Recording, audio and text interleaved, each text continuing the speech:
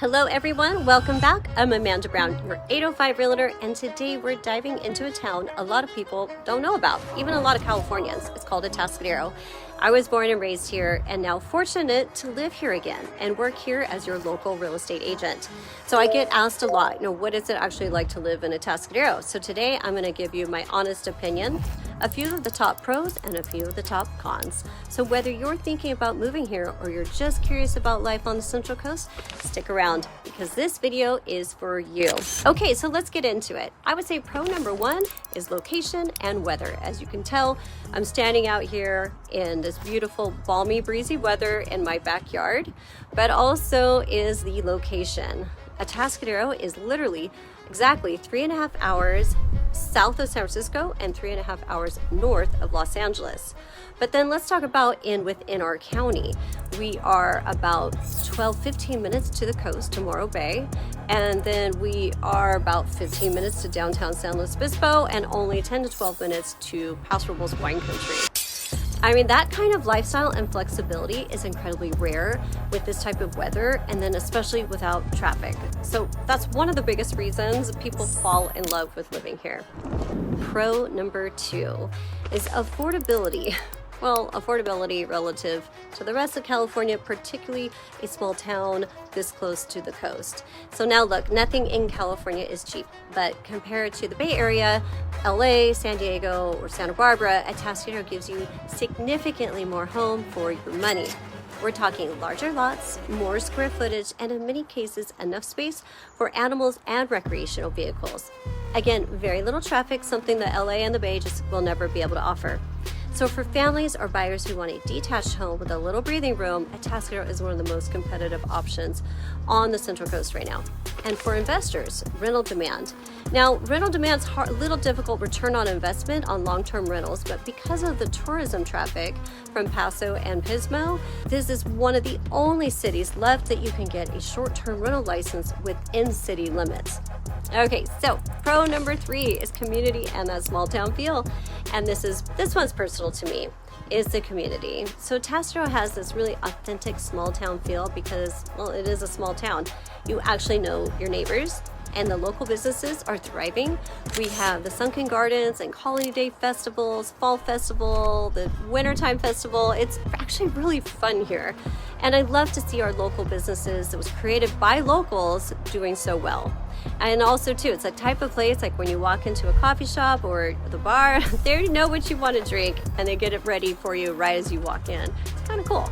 I mean, that's not for everyone, but it's nice. Also, the schools are solid here. I went to school here and so did my kids, so I can personally vouch for that. And that is important to families. So now let's talk about the cons because you deserve to know the full picture. I would say con number one is limited job opportunity because Atascadero is not a major employment hub, but if you work remotely, that's great. But we would like when people move here that they contribute to our local economy. So if you need to find a job, especially in tech, finance, and corporate roles, that just may be very limiting for you here.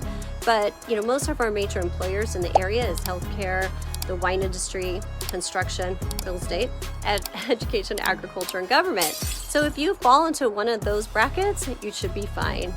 And you may just have to commute to San Luis Obispo or, here and there too for certain jobs.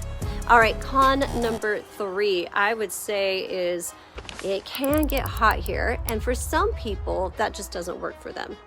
Because Atascadero is slightly inland, our temperatures here will spike to the 90s and well over 100 during the heat waves. So that coastal marine layer that cools down San Luis and the beach towns, it doesn't always make it this far inland. But to me, that seems fine because then I have these amazing warm nights that I get to go on late night walks and have a margarita on my front porch. It's pretty cool. But if you're somebody that is from more of a coastal, cooler climate, just be prepared. You're going to be using your AC quite a bit. But also though, this is one of the reasons why the grapes grow so good here is because we have these hot days, but then it cools down because we aren't too far from the ocean. Just open up your windows and let that cool air come in at night. It's awesome. All right. Oh, and number three, I would say would be entertainment and some amenities. This is a small town. We have amazing restaurants, amazing boutique little clothing stores, and you know, like you got like your box stores really nearby. You've got your basics covered. But if you're looking for a late night life or major league, you know, baseball games and stuff like that, it's just not here. And that's actually totally fine for the people that choose to live here. And that's the trade-off. They're happy for the peace and quiet and that lifestyle out here. But if you're someone who needs that action, Atascadero is going to feel pretty sleepy. So there is a ton of live music and entertainment. So much going on here all the time. I can't keep up with all of it, especially because we are so close to wine country, there's always something going on. So think of this as more of a day event drinking type environment, if that's what you're in the mood for. Be ready, probably be in bed by 9 or 10 p.m. at night.